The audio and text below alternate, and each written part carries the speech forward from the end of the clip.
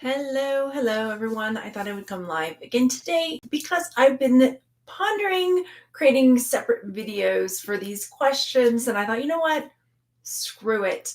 I'm just going to come live and answer some questions that I've been getting a lot. So I thought I would just come over here and do it. So I'm going to answer 5 of the why questions that I get asked a lot of the times. So here we go.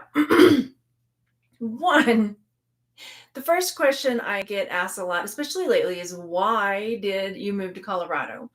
There were a multitude of reasons that we decided to move to Colorado. Some of them shifted mid move.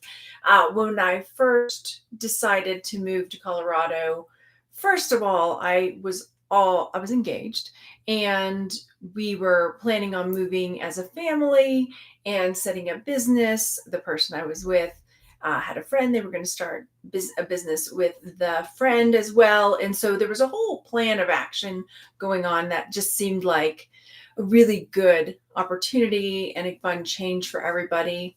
And the second part to that was that I also homeschool my kids, and we take a ton of road trips.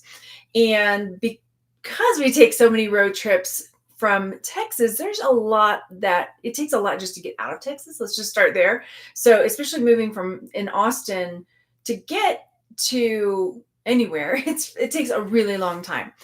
So we had been all over Texas, Louisiana, Arkansas, and we'd gone into New Mexico and Colorado a bit and decided, you know what, if we had a different jumping off point, we would definitely be able to do more unique road trips. And my kids are getting older.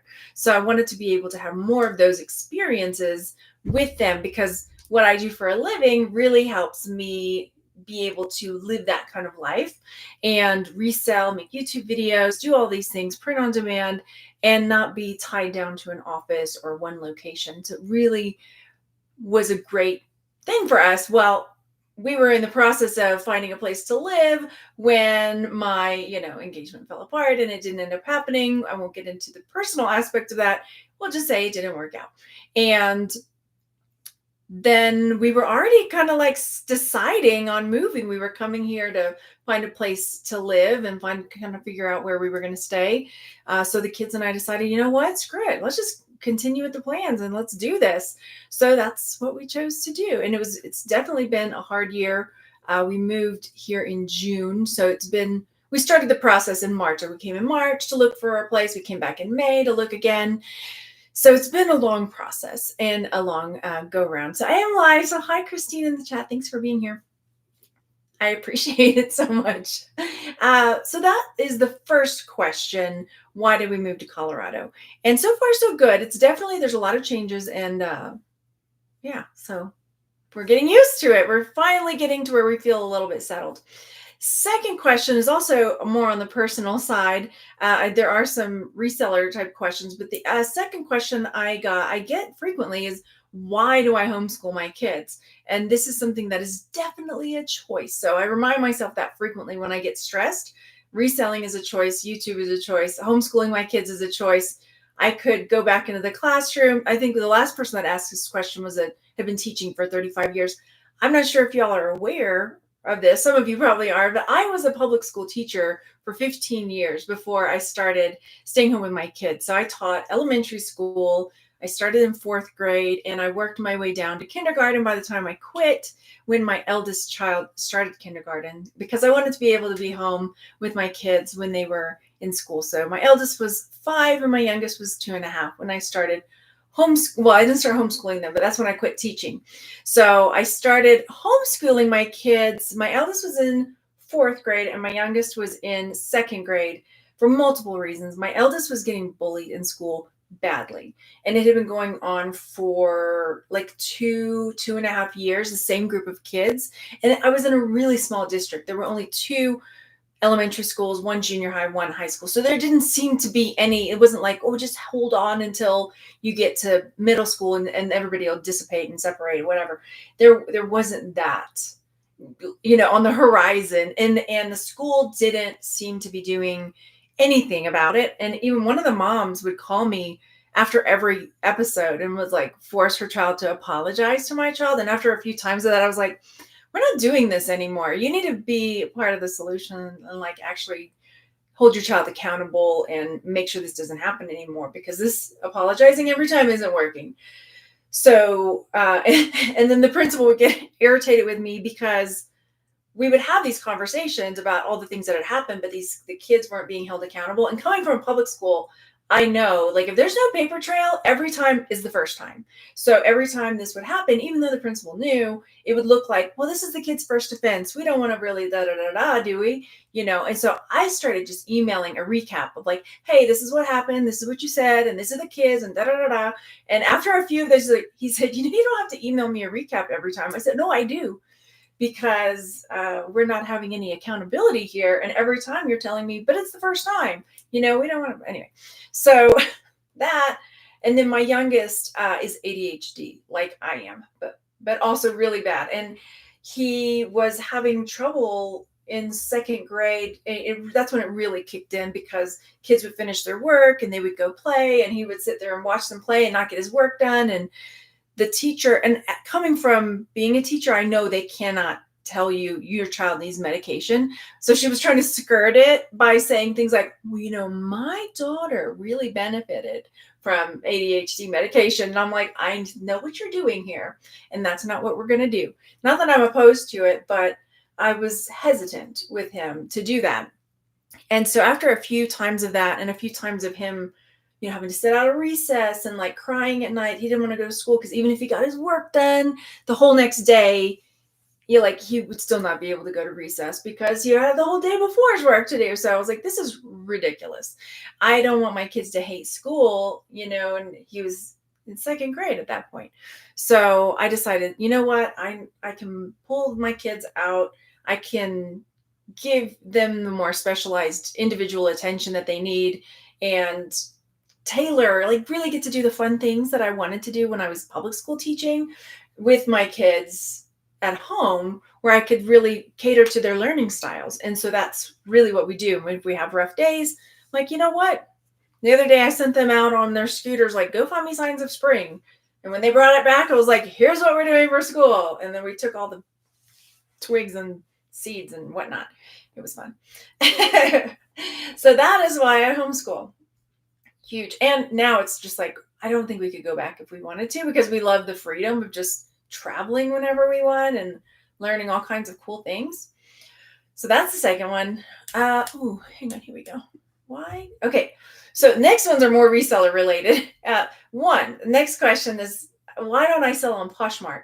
I tried selling on Poshmark, and I got maybe one sale a month on Poshmark, I think. And I don't know if it's changed in the year or two that I haven't sold on Poshmark.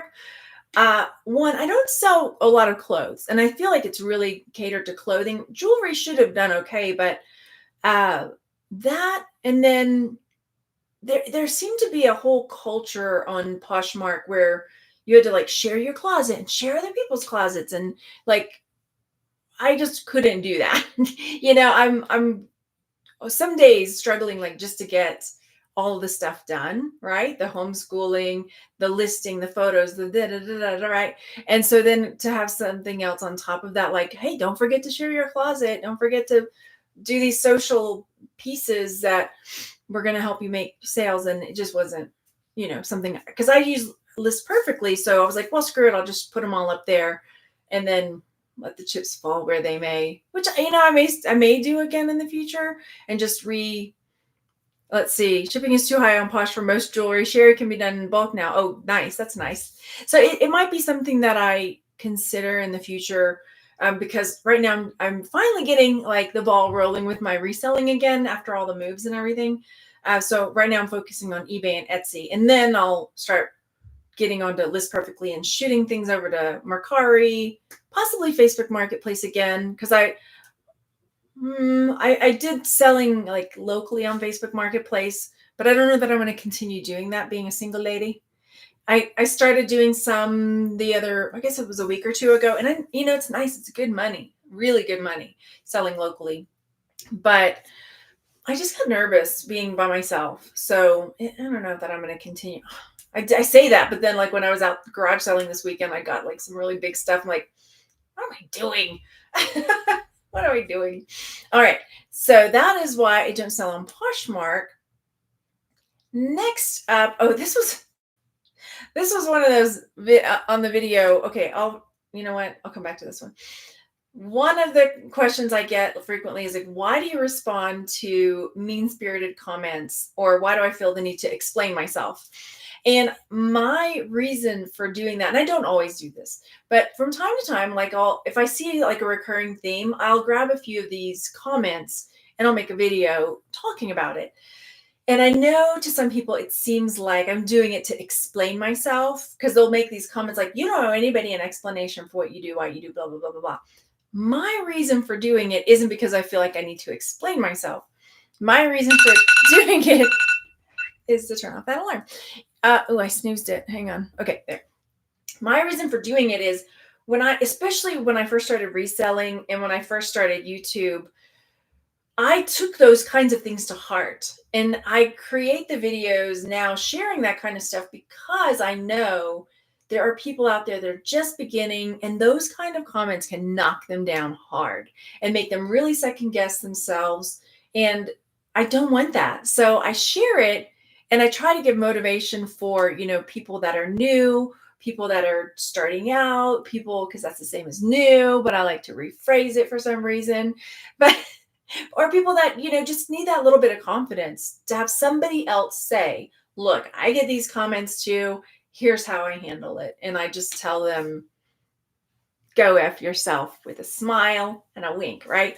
But there was a meme that says, I'm a little bit peace and love and a little bit go F yourself. That's me. Mostly peace and love, but sometimes it has to be a little F yourself. So there's that. And that's why I will create those videos sometimes to not explain myself, but just to give other people that, like, hey, you can do this. And I knew somebody early on when they were starting YouTube, somebody would make a mean comment on their video and they would take the whole video down. I'm like, why did you take the whole video down? Well, because I was like, do you know that person? No. And they would just, all the work they put into it, like take it down because some Yahoo just randomly posted a comment. I'm like, I don't want that for people. Yeah. So, and that leads into the next question this one comes up a lot, especially when I'm doing thrifting. People will say like, and I don't like when it's called, what do I say? Don't should on me, right? You should have known that. I can't believe you don't know that. It was the last one was like at the last thrift. There was like this it looked like a little glass deer, yellow. It looked like a little yellow glass deer. And I thought it was broken at the neck, but apparently it was an Avon bottle, which I love it that everybody tells me what it was because that's how I learned too, right? That doesn't bother me. Tell me all day long what things are that I missed. Perfect. Love it. But when somebody comes along and is like, I can't believe you don't know that. Shouldn't you know things like that? Or people like, it seems like she's putting back and she should know like this. I'm like, well, nobody can know everything. I'm sure that if I plunked down a pile of celluloid, ivory, and bone and said, okay, 30 seconds, go, sort it, that some people would be like, I don't know what I'm even looking at here. Right? Or here's some amber. Tell me if it's real. Tell me if it's plastic. Tell me the blah, blah, blah. And then if they don't do it, I'm like, you should know how to do that, right? Nobody knows everything. It's crazy, right? Tell me about quantum physics and how a particle can be a wave and a light at the same time, or not a wave and a light, a wave and a particle. Okay. Anyway. Okay. I'll get off my soapbox. Clearly, I'm triggered. No, I'm not super triggered, but it's just like, why do people do that? I don't understand that. But notice I preface that with, why do you feel like you have to explain yourself? I'm a woman of contradictions. That's why. Okay. Woodhouse Vintage. I was diagnosed with ADHD at 48. Any tips for a reseller with ADHD that gets overwhelmed? You're looking at her. I turned 50 yesterday. Woo, woo, right? But I got diagnosed with ADHD maybe a year and a half ago. It was obvious, clearly, that I had it. Well, it can be challenging. And for me, medication helped. And I know I brought up my son earlier. We tried medication briefly for him, but it caused so much bad anxiety that we quit. So with ADHD, I mean, just trying to set up routines or like small wins, right? It's so like we see the elephant where this, if you're the same kind of ADHD as I am, you see the whole elephant and you're just like panicked, like, how do I, not that I would eat an elephant ever, but how do I eat this elephant? How do I tackle this beast? Right. And it's just like, okay, that's what we're going to paint it. Okay. We're going to paint the elephant with elephant safe paints for fun, for our parade. I don't know, whatever. But, start with the toenail. You start small and just focus in on one little area. This is a bad analogy. Forget the elephant analogy. But just starting with like, okay, today, if I can get 5 things photographed, that's a win. And if you do more than that, then you're like, look at me go, right? So those little teeny tiny victories, that's what I have to do. Because if I don't, I'll admit it, Friday, I lost it. And I'm usually really good about my temper and getting overwhelmed, especially lately, trying to like really keep things in perspective, right? But Friday I had this way too big list of things that I was going to accomplish. And that got blown out of the water by something that was out of my control. We were at the library for 3 hours. So I was like, yes, I've got 3 hours in a study room. I can, do XYZ for my videos and I can get these things listed. And then, because I had thought I was going to do this voiceover for a video, the person in the next study room was this older man who clearly needed to talk super loud. And he was having conversation after conversation on the phone in his study room next to mine. So it was like, I can't even do half of what I plan to do here. So yeah.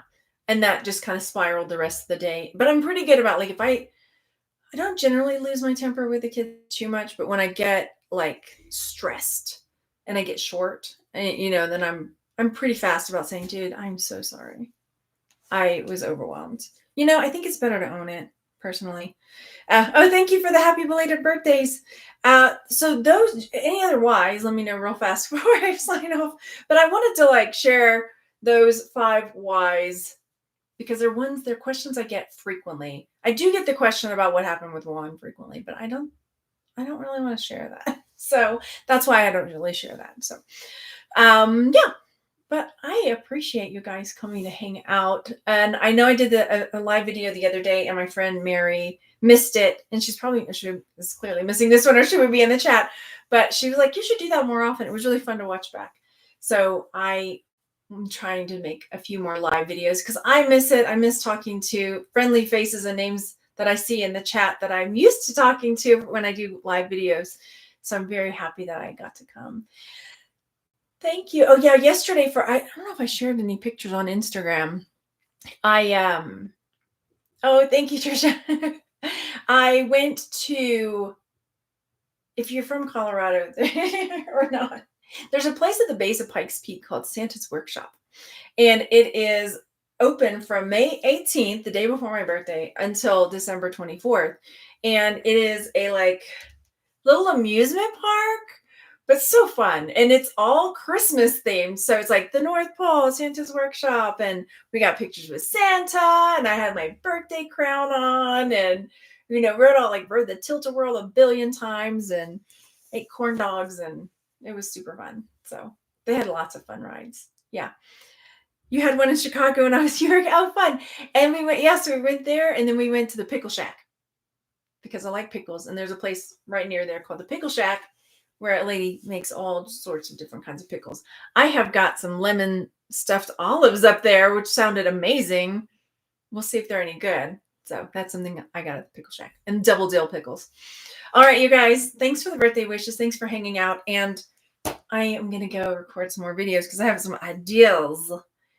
And I'll talk to you guys soon. Thanks for hanging out. I already said that. I'm repeating myself today. Bye, you guys.